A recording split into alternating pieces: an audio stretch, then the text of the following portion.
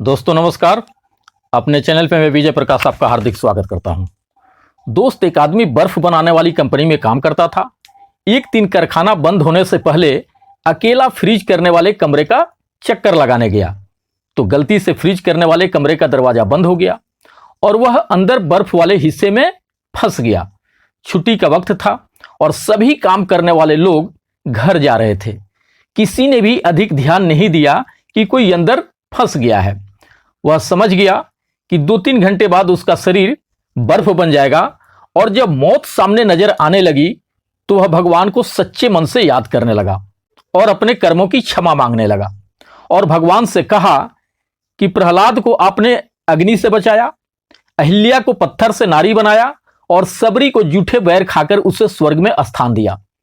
प्रभु, अगर मैंने जिंदगी में कोई एक काम भी मानवता व धर्म का किया है तो आप मुझे यहां से बाहर निकालो।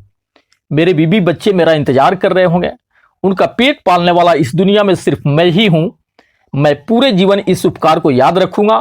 और इतना कहते कहते दोस्त उसके आंखों से आंसू निकलने लगे, क्योंकि उस वक्त वह ईश्वर से प्रार्थना के अलावा कुछ कर भी नहीं सकता था। सो वह पूरे समर्पण के साथ प्रेयर करता रहा और 1 घंटे ही गुजरे थे कि अचानक फ्रीजर रूम में खटखट की आवाज हुई। दरवाजा खुला और चौकीदार भागता हुआ आया।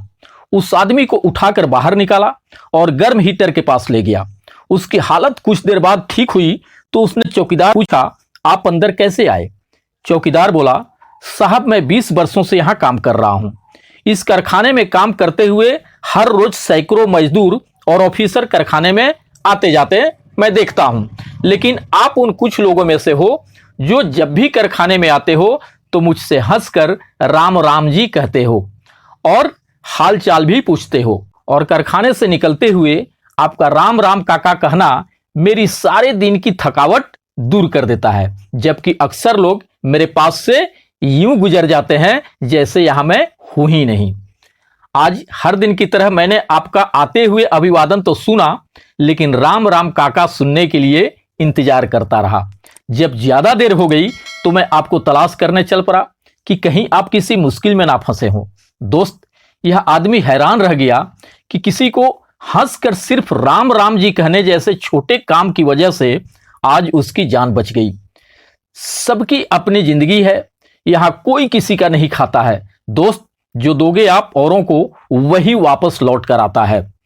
हर कोई प्यार और सम्मान का भूखा होता है, जबकि हम इन चीजों को इग्नोर कर देते हैं। हम अगर किसी को नमस्कार, राम राम, सत श्री अकाल या सलाम अदाब कहते हैं तो इससे हमारा कुछ भी नुकसान नहीं होता, बल्कि किसी न किसी रूप में इसका प्रतिफल हमारे जीवन में जरूर मिलता है।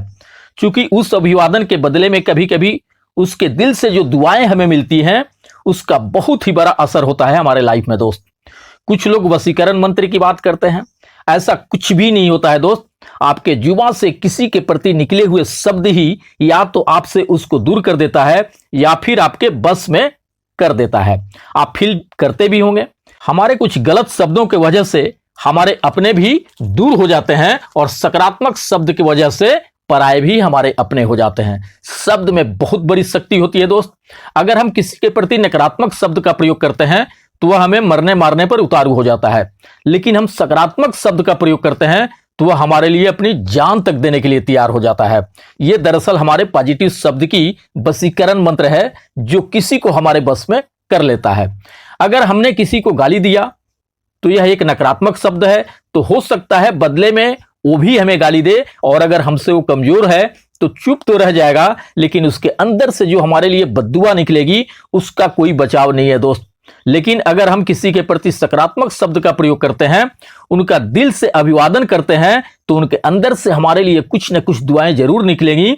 और आपको तो पता ही है दोस्त कि दुआओं का असर हमारे जीवन में जरूर होता है। इसलिए जीवन में अगर बड़ी कामयाबी पाना चाहते हैं तो हमेशा सकारात्मक सोचिए, सकारात्मक बोलिए और सकारात्मक लोगों के साथ रहिए भी। अपने जीवन में बहुत बड़ा बदलाव महसूस करेंगे आप। अगर मेरा वीडियो अच्छा लगा हो तो लाइक एंड शेयर जरूर करिएगा, एंड मेरे चैनल पर नए हो तो सब्सक्राइब भी कर दीजिएगा। मिलते हैं नेक्स्ट वीडियो में। थैंक यू दोस्त, धन्यवाद।